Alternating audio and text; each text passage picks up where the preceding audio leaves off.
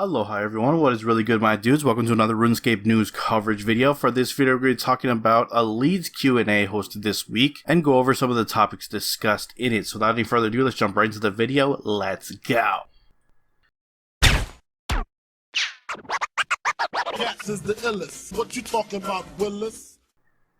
Alright guys, this week Mod Hooli brought on mods Warden, Osborne, and Mike as the Leads team to discuss some player questions and give some answers to some things that the community has wanted for some time. So, for this video we're going to be covering some of the key points that was talked about in this live stream. A lot of the questions were all over the place, so I've done my best to consolidate some of the things that are related or similar topics together to try to make it as concise as possible. So let's get started. First off, Mod Warden has said that currently RuneScape's biggest focus is the mobile launch. They said they are really close to giving us some more information on when that will be exactly, but they didn't reveal anything just yet on this live stream. They did say, however, that iOS beta will be closing on June 1st. So if you have an Apple device, you only have a couple more days for the beta, unfortunately, but it won't be long before the full launch. I have mentioned this in the previous video where we talked about mobile. A lot of people are speculating that June 17th